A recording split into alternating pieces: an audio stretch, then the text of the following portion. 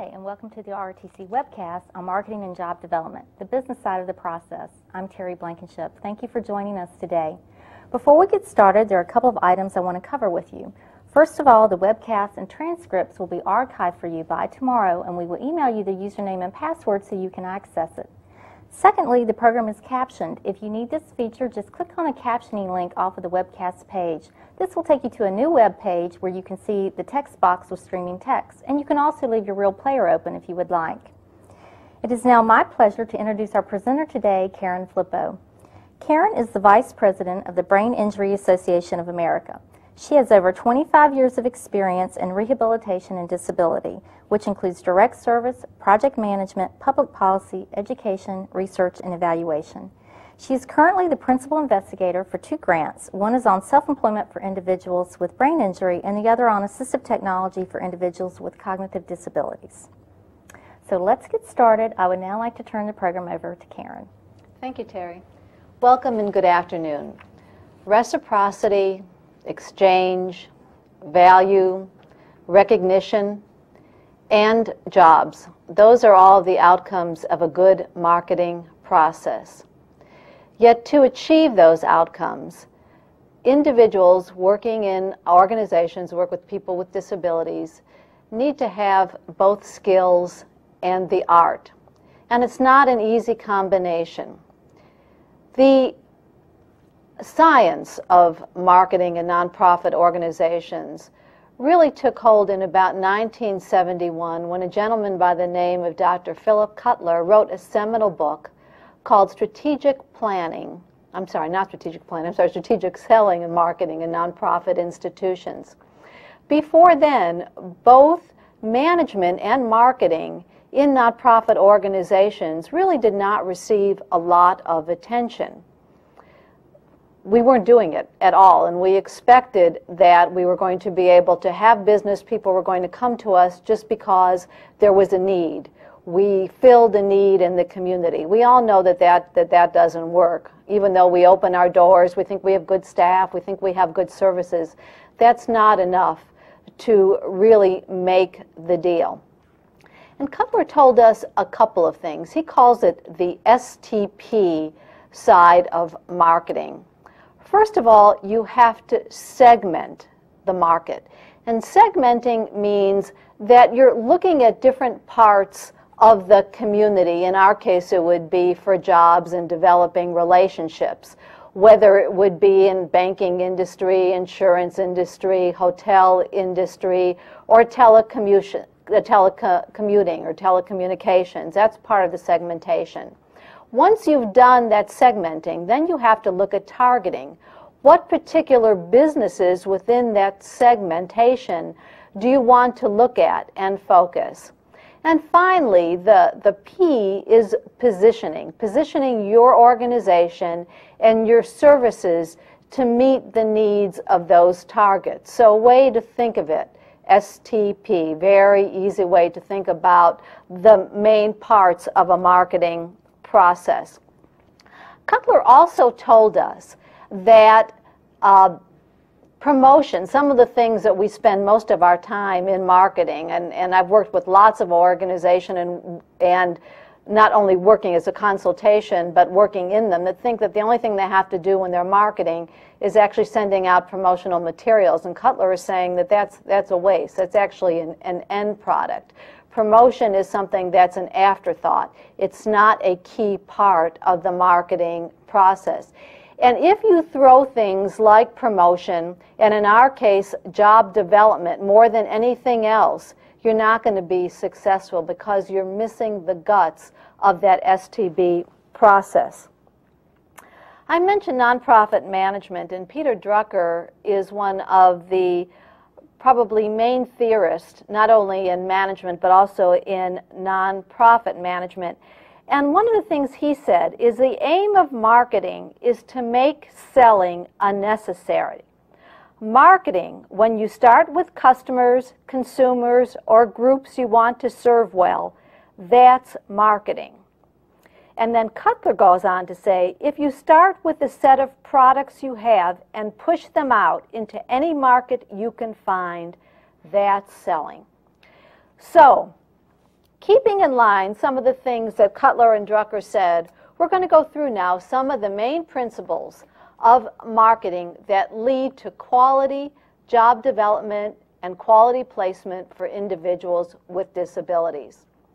One of the most common definitions of marketing is that it's exchange of goods or service. And this exchange has to be mutually profitable. And that mutually profitable exchange then leads to a relationship.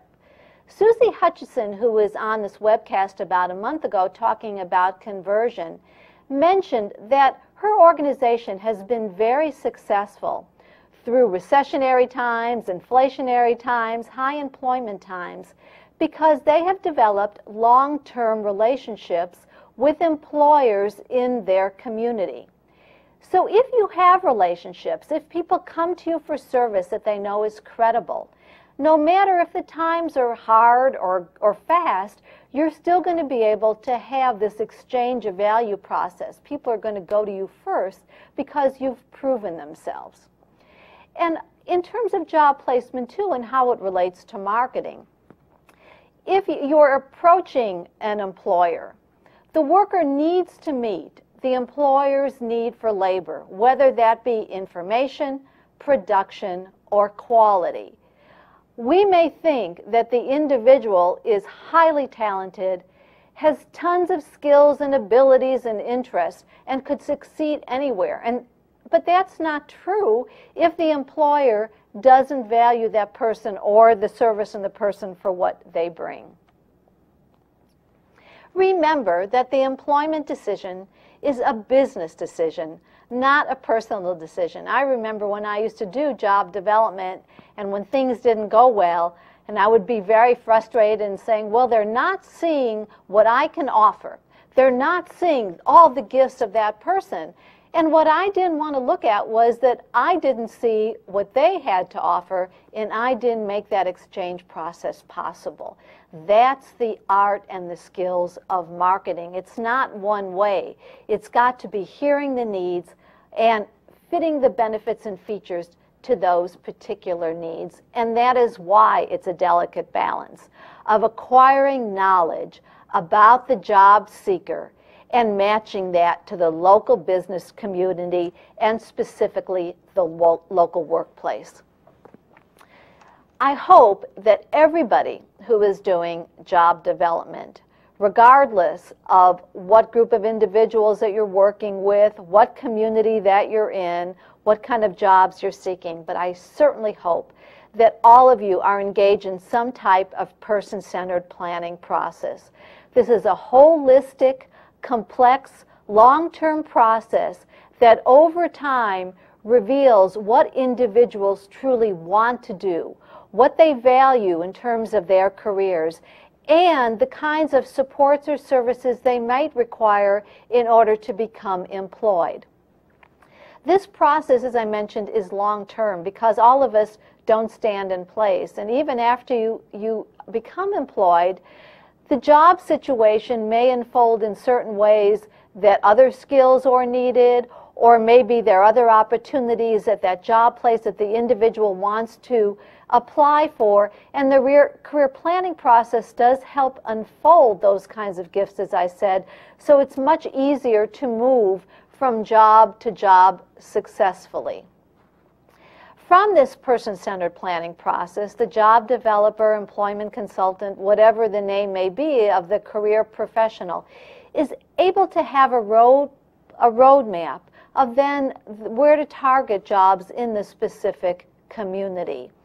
But one has to follow the other. The person-centered planning process must take place before job development does. However, marketing is ongoing. Marketing is ongoing and generally doesn't matter who you're engaged with in the job development process. Let me explain that a little bit. All organizations should engage in marketing. And marketing is much more than job development, although that's probably why you're listening to this particular webcast. Marketing gives an organization credibility and recognition in the community. It opens doors for fundraising. It opens doors for public relations. Marketing never stops. Every day, someone in the organization should be engaged in a marketing activity. And often, you're not even aware that you're doing so. Every time you identify yourself as being from an organization, you're marketing to someone. Every time you answer the phone, you're marketing who you are in your organization. So marketing doesn't stop or start depending upon a particular job development activity. Marketing is ongoing, and it should be carved, especially for job placement people, employment specialists, should be part of their job every day. To pick up the phone, go do an informational interview, maybe write an article for a business newsletter. Marketing is ingrained in your jobs, and job development flows from the marketing activities. In order to do marketing well, you need a marketing plan, and technically this is part of an organization's annual strategic plan. It includes timelines for different types of activities. For instance, it could say something like, we're going to segment into 4 different industries within our community and then target 20 organizations within the next 12 months for contacting about our organization. It should also include promotional ideas. And remember, I said that promotion shouldn't be first. Promotion is an afterthought. And promotion may be putting something up on a web page, putting a one-page fact sheet out in the community, but some type of promoting what your organization is doing for the job seeker and employment sector. Marketing should be a priority. I talked a little bit about why it is important in organizations. And in order to be a priority, we're in the nonprofit sector, which means many of us don't have a lot of resources. However, if you're going to do it well, it does entail a line item in the budget. You need to have those resources assigned, and to be in the strategic plan, it means it has importance within the organization. Sometimes, too, employment consultants or specialists are not paid for marketing activities. It may be that their funding service or organization, state or federal, doesn't provide those kinds of resources. And so marketing needs to be in the organization's budget so that the employment specialists do have some resources to pay for their salaries as they're going out and doing all of these different kinds of marketing activities. Closing the deal. Marketing, as we talked about, does involve the relationship, and the relationship is based on a mutual agreement upon an activity, what that activity is going to be. Now we're going to look at some of the ways a person and people in an organization can close the deal. These tips are really time-intensive. Individuals need to spend an awful lot of research as well as person-to-person contact to figure out what actually goes on in a business. The first thing is, the most important thing is we talk about the job, the particular requirements of the job, the tasks, and the employment specialist has to understand the requirements of the particular job, unit, department, team, and how that really relates to the whole organization. How does that little piece, that particular job and the tasks within, make the organization go forward? How is this done? Well, 2 primary ways. Interviews. Interviews with as many people as possible. Sometimes people feel that if they have an interview with the human resource person, or if they have an interview with a supervisor, that's enough. Well, it really isn't enough. It's important to interview with as many coworkers as possible, certainly the supervisor, and we're going to talk a little bit later, try to go as high up as possible, even talk with the business owner, the president of the company, depends upon the size generally. But the more information that you get from as many people as possible will yield a richness and almost an ecological observation about what's really going on at the job site. And it's also important, especially if there are different shifts, to talk with people at different times of the day about how the job is done. And another interesting question is, has this job changed in the past 12 months or six months? We all know that things don't stay in place anymore. Our tasks, our productivity really depend so much on what the customer wants. And job descriptions are frequently changing even before we can find out what they're all about. So these probing interviews are really important. Some of the best employment specialists that I've met are people who have incredible observational skills.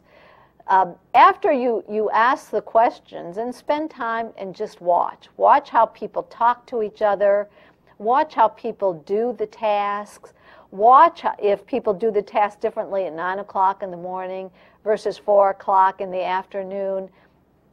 These observations are really important, and often you yield a lot because people may not know that you're there, kind of the unobtrusive observations about what's really going on at the job site. And you're paying attention to all of this and trying to record it, maybe not then but afterwards, because again, this is the true richness of what's going on there.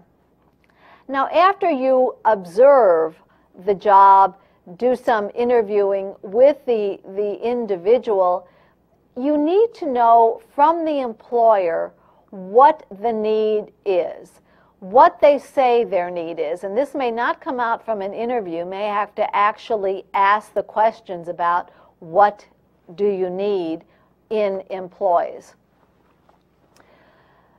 The match, the relationship, the exchange, the reciprocity is based when the individual is able to match the benefits of the individual and the service that your organization may be providing to the employer need.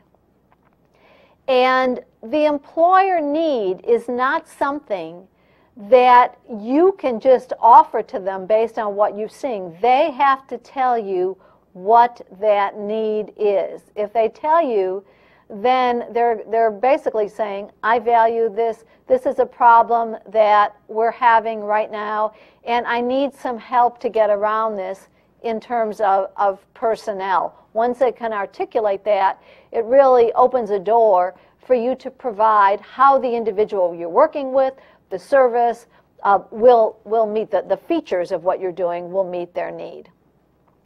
And this also opens the door for you to be able to maybe provide some convincing, not hard sales, convincing. Now, what's the difference between hard sale and convincing? Convincing means that you have enough information about them that you really feel that you can turn the door. Hard sale is that you don't really care what they're telling you that they need. You're going to make that placement. You're going to get in the door because that's part of what your job is about. And if you keep going to hard sales, you're not going to be effective because people aren't going to want to see you anymore. I think all of us have had the unfortunate experience of having that sale or having that arm twisted. It doesn't feel good. You can't wait to get out of there. And even if you may be inclined in the beginning, you're certainly not going to be inclined through the process. So the marketing takes time to get the information, takes time to develop trust, and slowly and carefully, again, meeting that need to fit the person. Now, the employer may think, especially if they're not familiar with the kinds of services that employment services organizations provide, especially in relation to individuals, what they may perceive need a lot of support, job accommodation, maybe technology. They may not be aware of what the cost is. And so you're going to have to convince through data and information that the cost and the risk is less than the overall benefit. Those of you who are out there who may have more experience doing that know that you have rich data, that you can talk about your stories, that you can really be very honest with costs and time and resources so that employers see that the risk is really minimal, that some of the things they've thought about or heard are not really valid. And this is, again, the importance of where your credibility comes in, your trustworthiness, about being very honest, being very forthright, and having the data to say, I know my business. I know what we're doing here, and I can give you the bottom line. This is the credibility that you start from the very beginning by showing your professionalism. You've been through this, you have the experience, and that it's not going to be fly by night. It's not only that you're going to bring someone in for an interview, turn away, be gone the next day, and not be around. You're going to be there for the recruitment, for the training, for the retention. That doesn't mean that you're doing the job. Again, this is a misconception and a misperception about what supportive employment services are. It's being there to be a consultant, to be a counselor through this process to both the job seeker, the applicant, and the employer and the coworkers. That's clearly something that's valuable. It's clearly not something that you see in the market very much anymore. So that's something that employers like. It's not being intrusive, again, but it's being supportive and helpful. And you need to say, because they certainly know, that everyone is very, very different. And the employment process for both the employer and the applicant has to be different, and it has to be different from the very beginning. I think part of what you're talking about when you do talk about marketing is that you do give a tailored approach, an account strategy to the employer and the job seeker that starts from the marketing even before an individual is identified.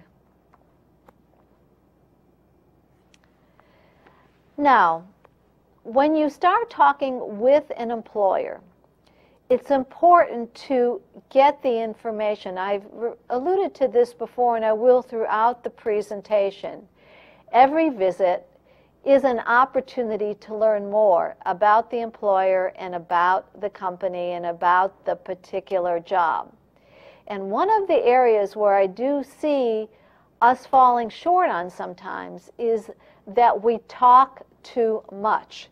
We don't allow the employer or the coworker to provide information to us. Again, even if we may have had 13 different jobs in banks and think we know all about bank jobs, we cannot presume that every banking teller or every banking data recorder, or every banking copier position is going to be the same.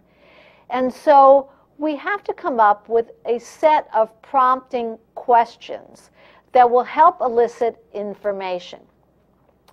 And if there's anything the same every time you do a visit, is that you have these prompts. But once you get in the door, that the interview with employer, these visits with employers needs to be different again because it has to be tailored.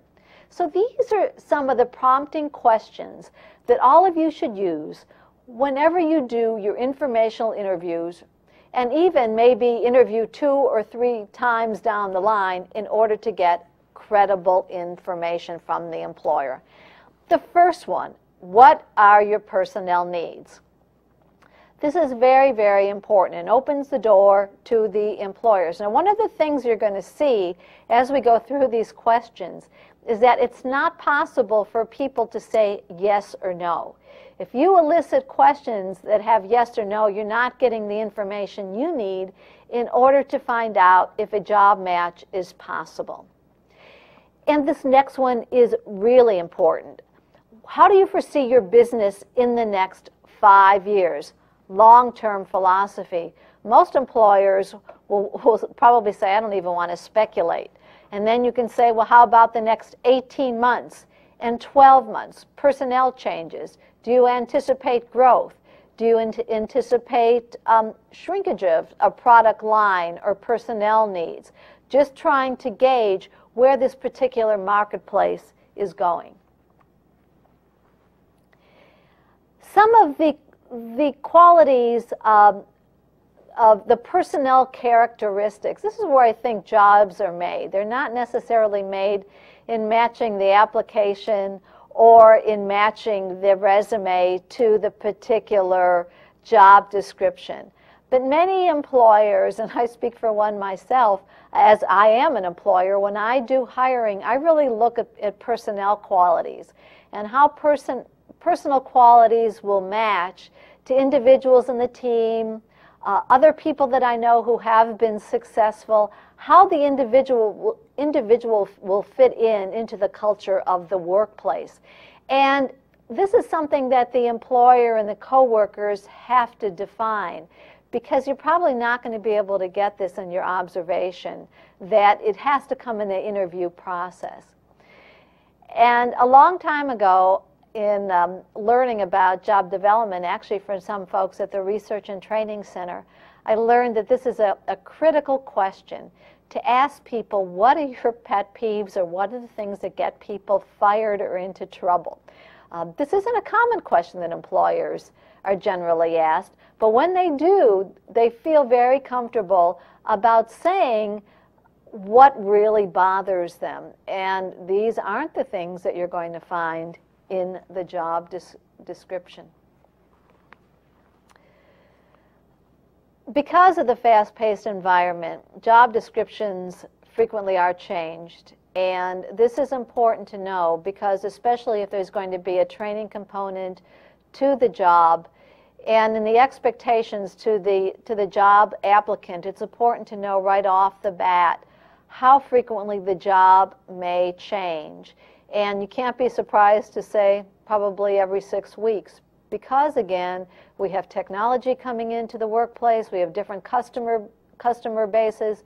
If you've done your marketing and if you've done your market research, you should be able to know some of the answers to this question, because you will have already been out talking to industry leaders about their own changes and how they've had to adjust to either the economy, to technology, to educational preparation, to the marketplace in terms of labor. So this shouldn't be that much of a surprise to you. Training your employees, as we know, especially individuals with more significant disabilities, we need to be sure that individuals are going to learn their jobs right from the very beginning. Who's going to be in charge of that process, and what's that process going to be? And that information will also help you be able to understand the kinds of supports or services that may be needed from the very beginning. And may also give you information that you don't want to go there because there isn't any training. People are pretty much thrown to the job and not provide much coworker support or training support throughout the employment process. Data is powerful, and data not only drives policy, but data also helps individuals in making their decisions. If people are concerned, we talked a little bit earlier about risks and costs. There are some large studies that have been out for quite a while, and they haven't changed much, but these studies are very powerful because over time, what we're seeing is that in employing individuals with disabilities, accommodating individuals with disabilities, insuring individuals with disabilities is really not expensive and not prohibitive for the employers. The Job Accommodation Network has been doing ongoing data collection through their job accommodation service to both employers and job seekers. And what they've been tracking specifically are the cost of accommodation. And some folks may think that as we've moved into more of a technological society, that we're going to try to grab the latest gadgets and gizmos that naturally may cost more money. And that's not the case. Actually, 20% of job accommodations have no cost at all. And as you see on the screen here, there are a variety of accommodations, but even greater than $5,000, only 4% of all of the job accommodations are greater than that number. And if you look at some technology, that really doesn't seem to be cost prohibitive for most places. Most job accommodations, 51%, are still between $1 and $500, and that cost has not been going up. That's remained fairly steady for about the past 5 to 7 years. A few years ago, the Association for Persons in Supported Employment and the North Carolina Marketing Initiative Project, which was funded by the North Carolina Developmental Disabilities Council, really wanted to focus on employers and find out what they had to say about employing individuals with disabilities. And this data has not been reported that much, I think, outside of maybe APSE or North Carolina, but it yields some interesting information. They found through 10,000 inquiries, which constituted 20% of North Carolina businesses, small and large, and 30 focus groups, it was a pretty in-depth study, that business wanted their employees to be dependable, show up. That's the first thing. You got to come in the door. Can't do any work if you're not there. Possess communication skills.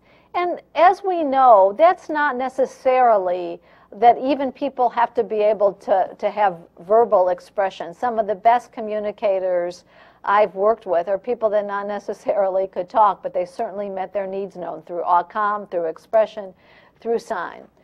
Honesty is important as an employer, and I think especially when things aren't going well. I would rather have people, and other employers have told me, I'd rather have people kind of tell you what's up, what's straight, what things aren't working, rather than have those things swept under the rug. And that's especially true for marketers and job developers. The willingness to learn.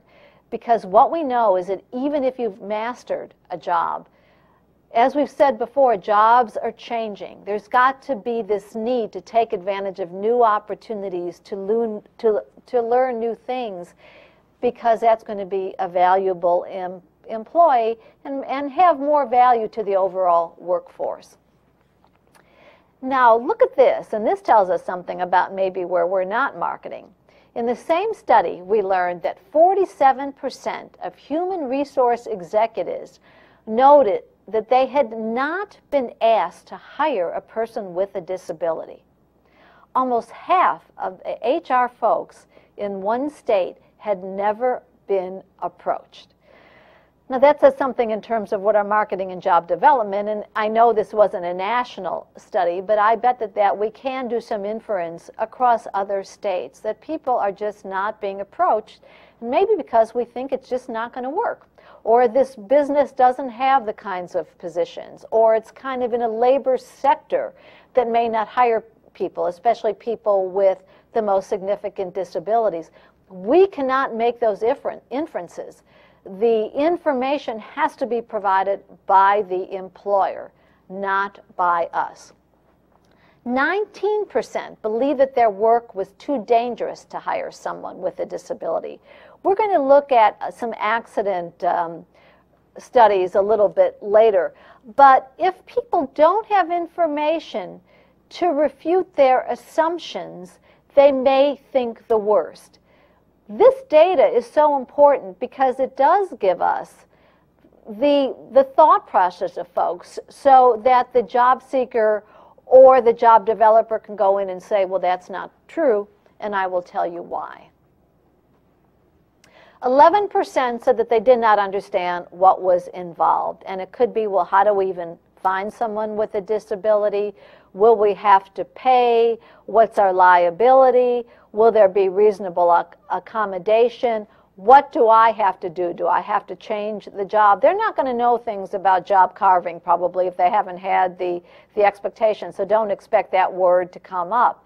But because no one's come to them, they really don't know what's involved or how easy and how efficient it can be.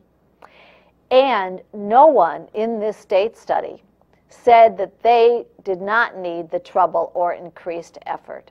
So they were open. They were open to the possibilities and the benefits that employment could bring.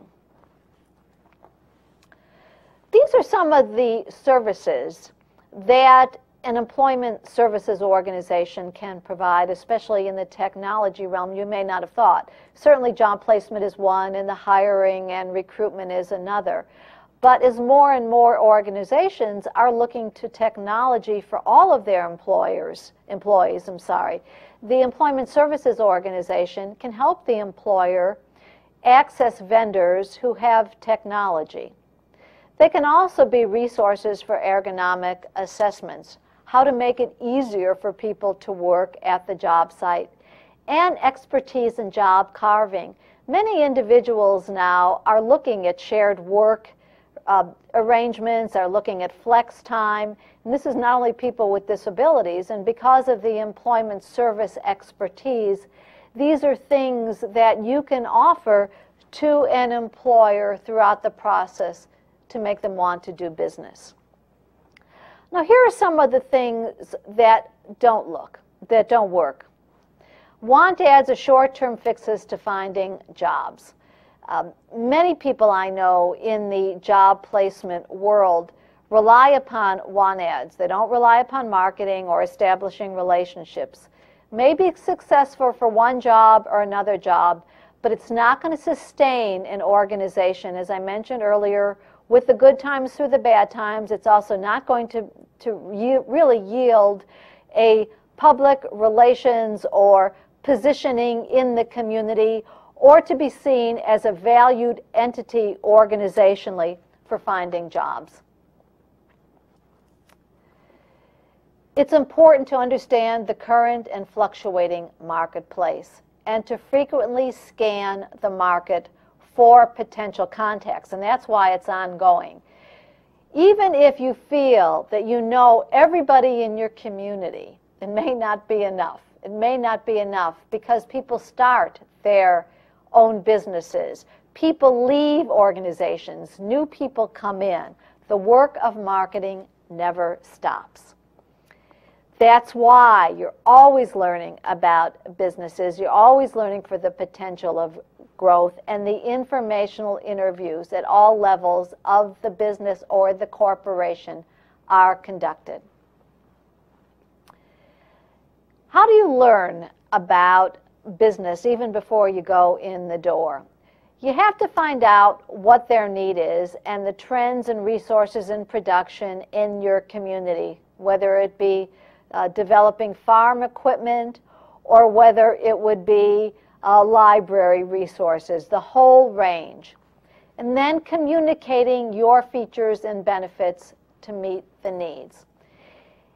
And in terms of conceptualizing what your package is going to be, in terms of your marketing position, think about what do you want people to say about you, your organization, and your value in your community, and then make it happen. It's not going to happen on its own. It's going to take a lot of hard work on your part. And the outcome are the job matches, a successful job match that's going to go on over time. Develop a long-term business relationship that even if the individual or individuals don't work out, that there still will be a viable, mutually beneficial relationship. The employer will come back to you. As I've heard just again 2 days ago, and I've heard over the past 10 years, the best kind of job development is not to do any. That your phone will ring or someone will come to you because you've established that relationship in the community. The marketing is ongoing. The job development comes naturally. And establish your business credibility in the community. You're seen at the Chambers of Commerce, the Lions, the Rotary, the service organizations, that your organization and you yourself are seen as a viable contributing member of the community. Some of the problems we have, and I don't want to dwell a lot on this, but these are really some of the challenges.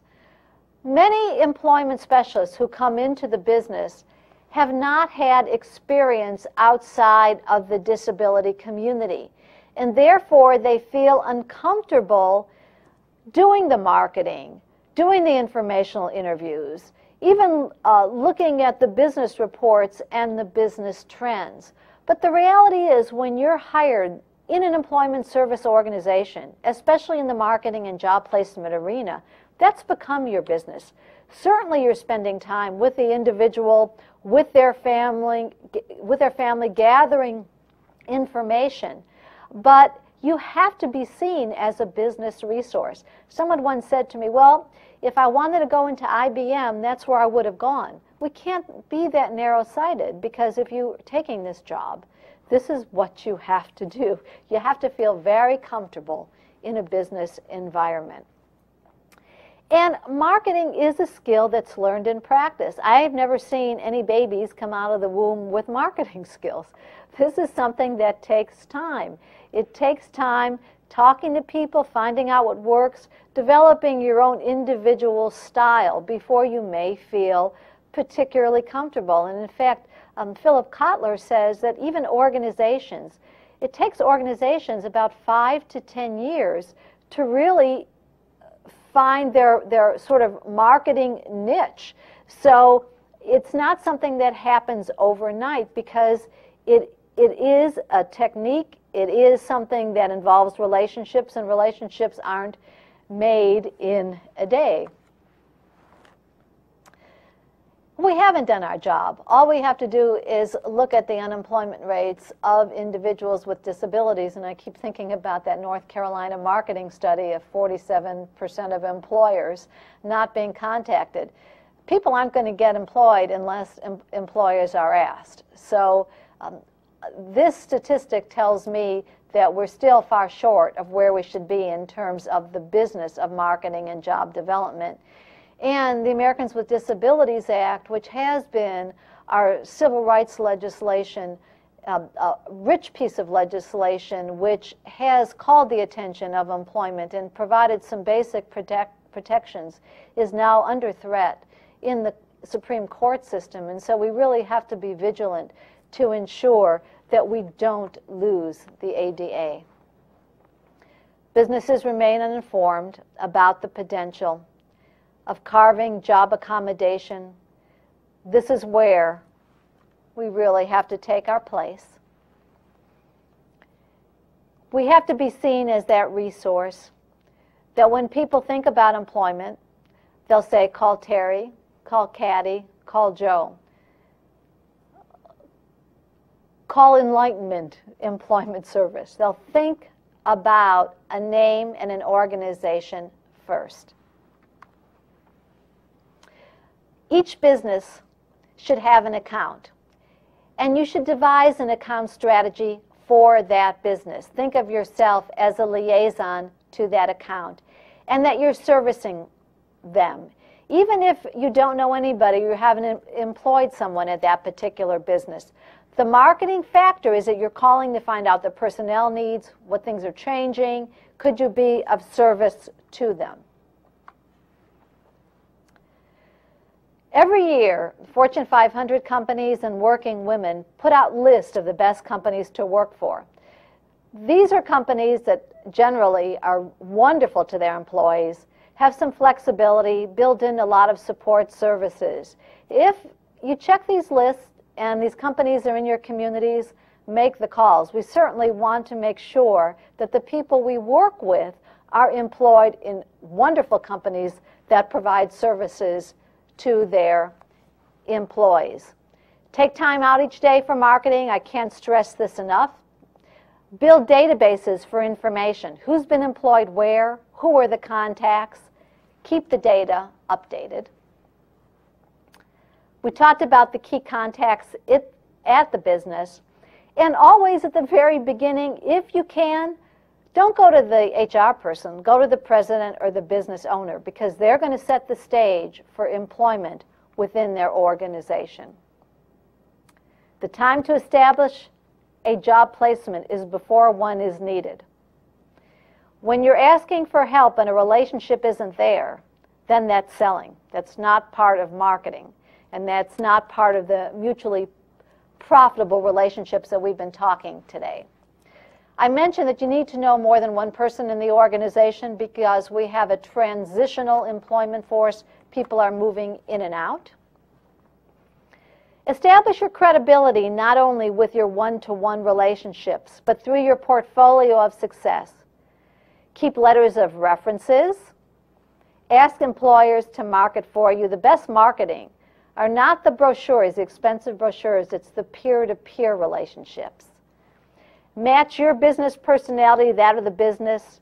Know their jargon, how they talk. Know about sales figures if that's in their communication. And, take a sales class. All the things I've been talking about, even though we don't want to do hard sales, but all the things I've been talking about have been taught in marketing and sales for many years. Take something from the pros. Plan for growth of your business as well as the employment sector. And talk to the people who know. Establish business advisory councils. Have them work with you in your recruitment strategies and your marketing strategies. Have them provide expert advice. We talked about the importance of establishing yourself in your community as a business leader. Read the business section every day of your newspaper. That's where the wealth of information is about trends. They may talk about new contacts, people who've been employed or promoted. Those are the people that you can then contact for your informational interviewing, and then you don't have to make a call because you have a name and maybe something about them. Also, evaluate every visit. After you've come back and talked with someone, what happened? What were the results? What are the things that you could have done differently? You want to be responsive. You want to be known as responsive. You want to match the individual to the position, and no fee to the employer. These are the services you want them to think about when they think about you and your organization. Job carving to match the individual needs of them and how that could benefit the job applicant, and your dependability and credibility. One thing about objections, anticipate them. If you don't get them, that probably means that you haven't given them enough information. Have data ready to refute the objections. Respond proactively, not defensively. Feel, felt, and found. I could understand why you feel that way. Others have felt that way too. But we have found that if you employ someone that we have worked with, you're going to be successful. Now that's a very sort of easy and glib way to say it. But feel, felt, and found is a improved and proven technique that shows you're hearing what someone says, you're listening to them, but you can show them another way. Balance a scale of knowledge, that's your job, with the job seeker and the employer. And the more you know about each, the better able you will be to make a good job match. Carving and customization, which may be necessary, still okay. It will happen if the relationships are strong with both parties. I have some data up here, Harris Poll data, DuPont survey that you can see a little bit later that again provide you with some information that may refute some of the objections that you get from individuals. How do you want to promote the last part? Remember, not the first part, the last part of your marketing strategy. Maybe on your own company website, ads in local newspapers, targeted flyers. And I've seen these be some of the most effective and least expensive. Ads in company publications, updated business cards, and ongoing contact. The outcome, and this is why we're in this business. It's measured not by the number of the job placements, but by the quality of the job placement, as testified by the job seeker and the employer. Thanks for being with us this afternoon. Bye-bye. Thank you, Karen. We hope that you've enjoyed this webcast and that you'll join us in our chat room. If for some reason you're not able to post your question today in the chat room, you can post it in the bulletin board throughout the week. Thank you again for participating, and we'll join you in the chat room.